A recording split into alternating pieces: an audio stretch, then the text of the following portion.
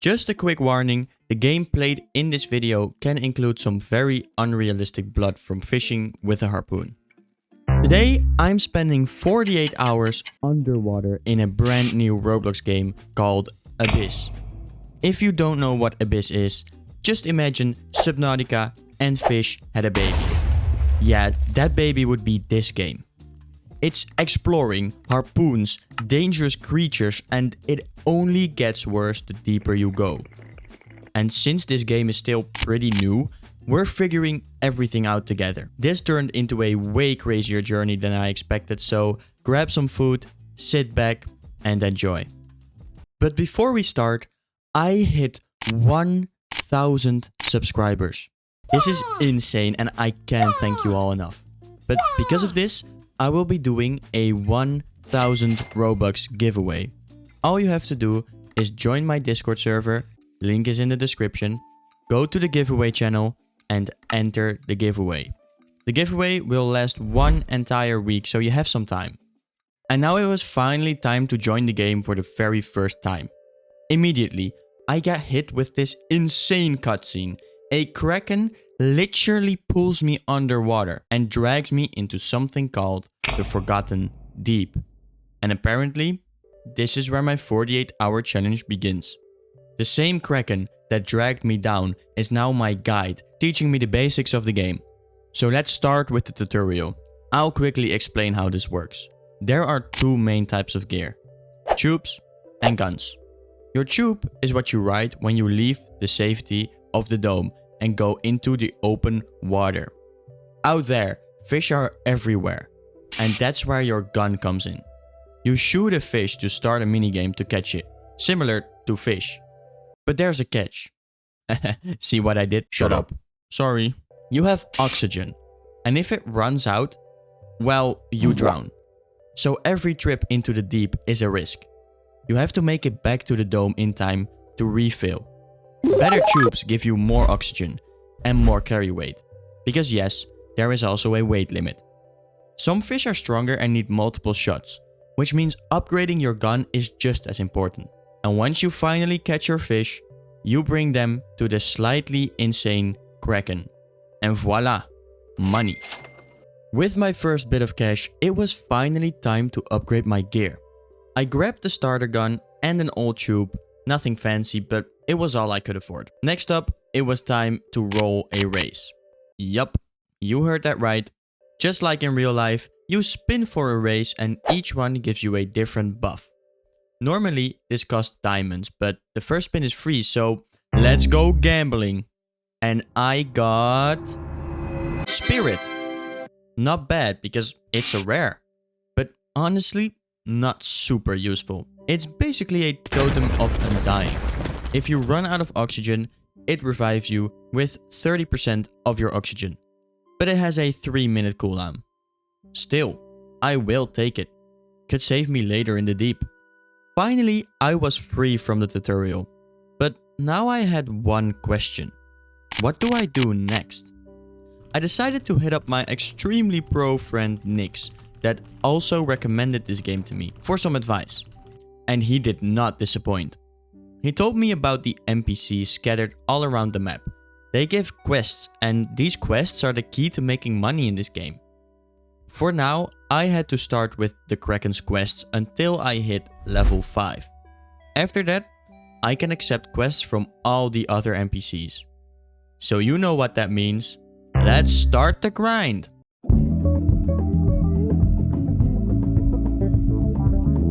Things were actually going pretty well.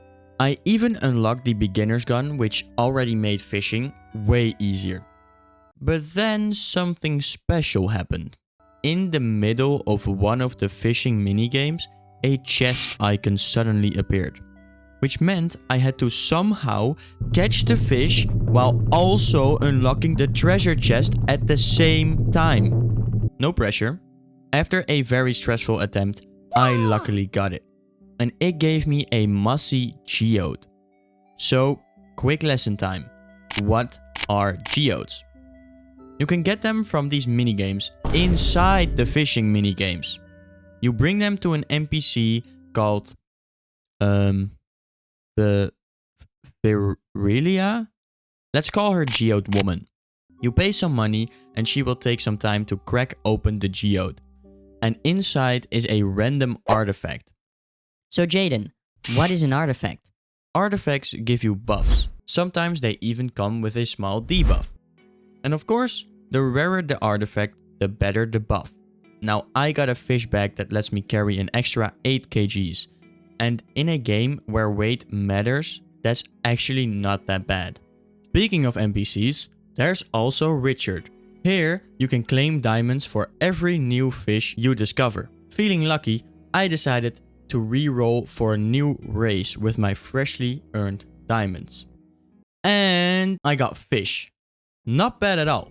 It's more common than spirit, but this actually gives me some real buffs. Plus 10% oxygen and plus 5% speed. After also upgrading to the normal tube, it's time to go back to Jayden and continue grinding. I'm Batman. No, wrong Jayden. Finally reached level 5, which meant I could now take quests from all the NPCs. I suddenly had a lot of work to do, but this was going to speed up my progress massively. And not long after that, I got something crazy. A forgotten key. This key unlocked a special chest, and the loot inside was pretty good. Oh, and I completely forgot to mention something important. These oxygen pods, they are basically emergency oxygen potions. You can use them instantly to refill some oxygen. And let me tell you, these things have saved me so many times from drowning.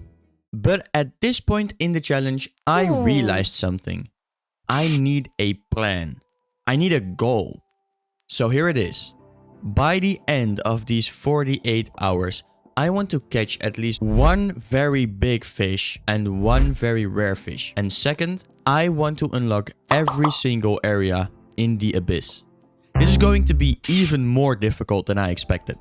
I had officially completed all of the Kraken's quests, which meant it was finally time to move to a new area. Welcome to the Ancient Sands. A completely different biome with completely different fish.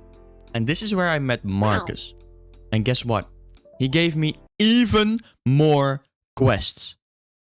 Luckily, they weren't too difficult yet. But I could already tell the game was starting to scale up. And maybe this is a good time to talk about mutations. Just like a lot of games nowadays, every fish can spawn with a different mutation. Some are common and can appear everywhere, but others are exclusive to specific areas. But I started running into a big problem. Marcus's quests were way harder than I expected. Not because of the fish, but because the Ancient Sands is really far away. I had to keep going back and forth to refill oxygen so I wouldn't drown. It was slow and painful. And then I remembered something. I still had a quest from the scientist. I needed to find parts of a toilet. But not just any toilet. The teletoilet. Basically, a teleporter. If this worked, I could instantly travel to the Ancient Sands and save so much time. But of course, it wasn't that easy. I discovered you actually have to find the toilet inside the Ancient Sands before you can teleport there. So just like that, my next mission was clear. Now at this point, there is a bit of a time jump.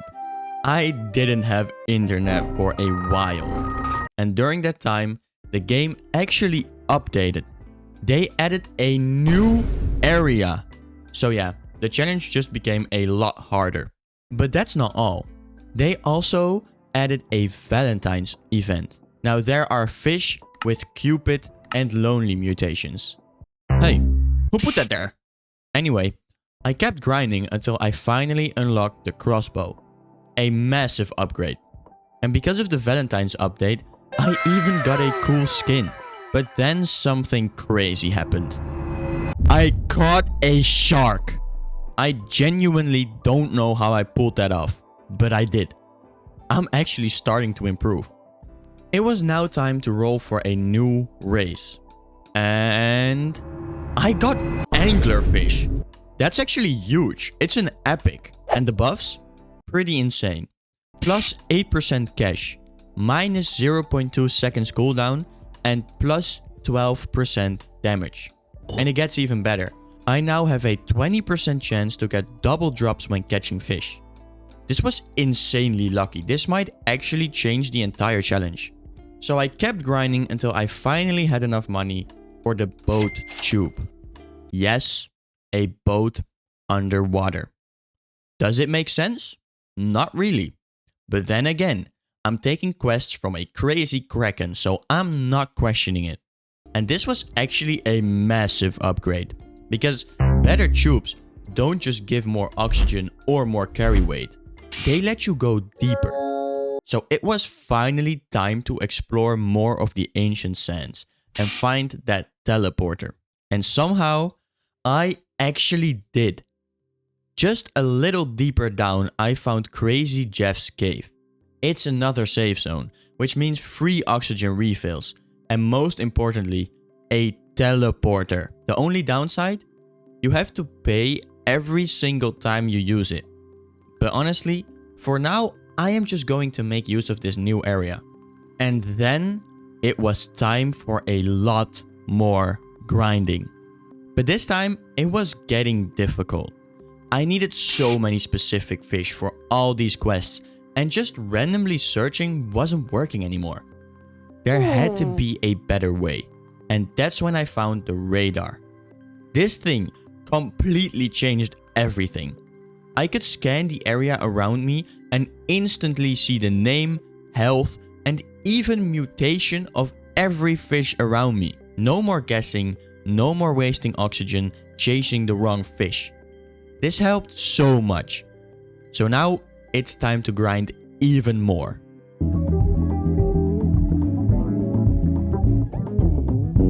And that's exactly what I did.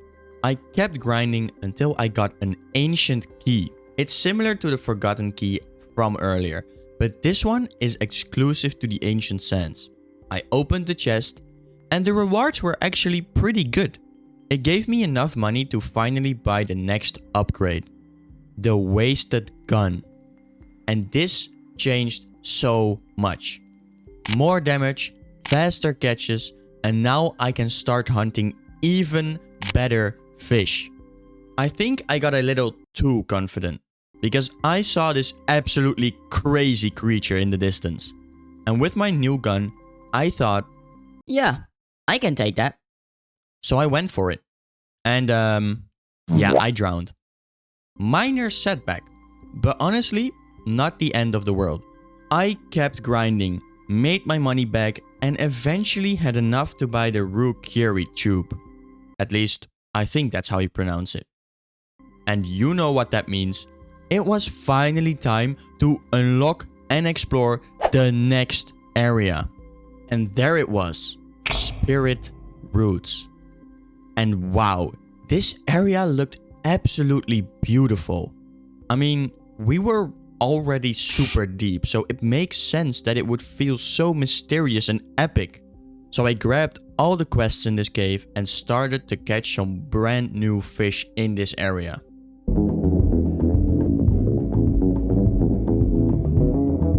After yet another long grinding session, I finally had enough money to grab the McGroot gun. And wow, this made grinding a lot easier. But the real surprise came after completing my first quest in the Spirit Roots. A cutscene triggered. Apparently, there's a barrier at the back of this cave, and to remove it, we have to give life to 3 special trees. And you give life by completing quests, and I had already completed 2 out of 3, which meant we were very close. After completing the final quest of the 3, another sick cutscene played. And finally, the barrier dropped. Now I could see what's behind it. And wow, there it was.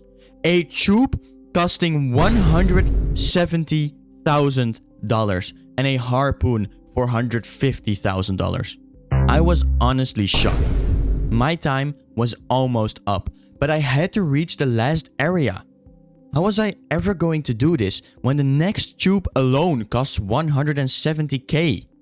But then, I got a very dangerous idea. What if I just try to reach the new area with my current tube? This could either mean I complete the challenge or I drown and lose a ton of money.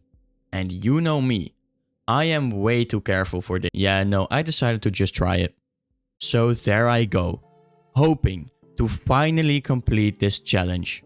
And then I saw it in the distance. The new area, the sunken wilds. At first, everything was going fine. But then, a warning flashed. Critical depth. My heart sank. I thought it was over. I messed up. I couldn't go any deeper, but it was also too late to go back. But then I spotted the safe area. So I took an oxygen pod and just rushed for it.